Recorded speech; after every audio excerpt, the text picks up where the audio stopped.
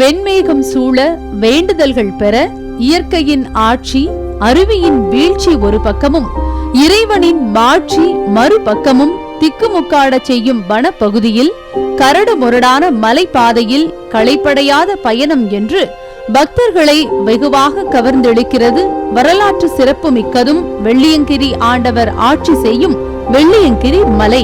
பூலோக கைலாயம், தென்கயிலை, வெள்ளிமலை, வெள்ளியம்பலம் என்று பல திருநாமங்களால் அழைக்கப்படும் வெள்ளியங்கிரி மலை தட்சிண கைலாயம் என்று சிறப்புடன் அழைக்கப்படுகின்றது. மேற்கு தொடர்ச்சி மலையில் மிகவும் ரம்யமான சூழலில் அமைந்துள்ள இம்மலையில் உள்ள ஈசனை தரிசிப்பது சாதாரண விஷயமல்ல.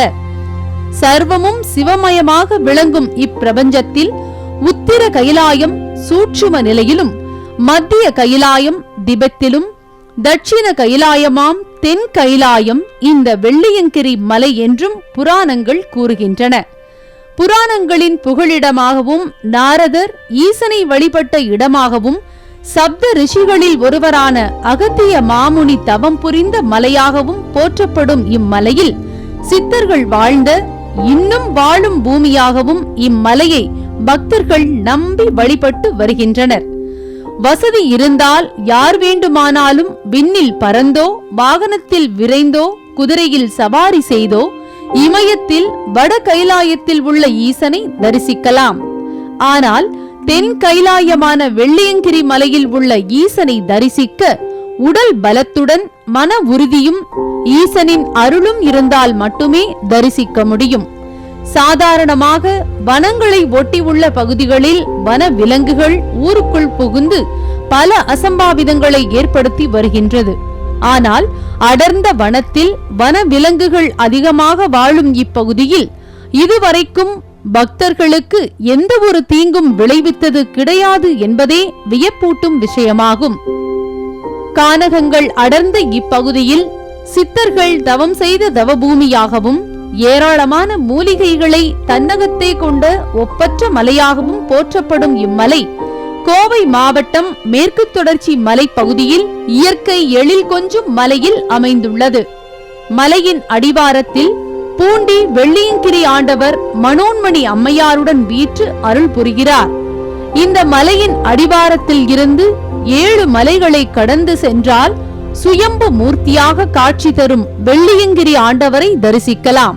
கரடு முரடான மலைப்பாதையில் சுத்தமான காற்று, சுவையான நீரூற்று என்று மூங்கில் கம்புடனும் இயற்கை மூலிகைகளின் வாசனையை நுகர்ந்து கொண்டே ஒரு ரம்யமான பக்தி பயணத்தை அனுபவிக்கலாம்.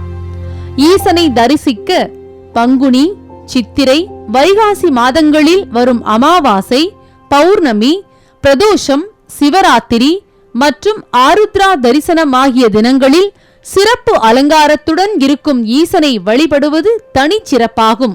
அதுவும் சித்ரா பௌர்ணமி இத்தலத்தில் மிகவும் பிரசித்தி பெற்றது.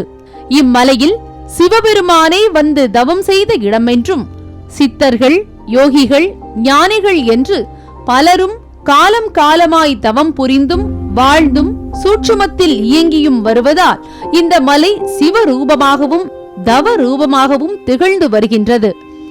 மலை ஏறும்போது மிக கடினமான சூழலில் ஓம் நம சிவாய மந்திரத்தை சொல்லிக் கொண்டு சென்றால் எந்தவித சலிப்பும் தெரிவதில்லை.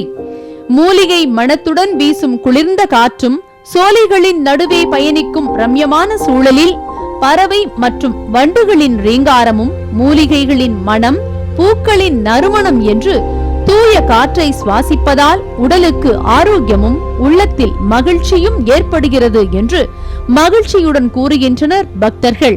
இந்த மலையில் ஒரு சிறப்பம்சம் என்னன்னா, புலி, காட்டெருமை, யானை, பாம்பு எல்லாமே இருக்குது. ஆனால் அது வந்து மக்களுக்கு ஒரு தீங்கும் வரைக்கும் பண்ணது கிடையாது.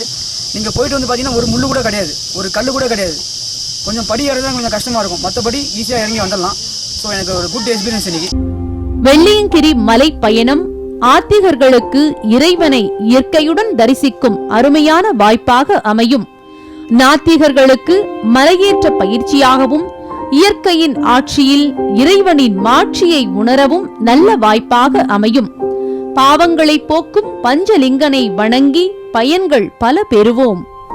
லோட்டஸ் செய்திகளுக்காக கோவையில் இருந்து ஸ்ரீனிவாசனுடன் ஒளிப்பதிவாளர் நந்தகுமார் மற்றும் நாகேஸ்வரி சவுந்தரராஜன்.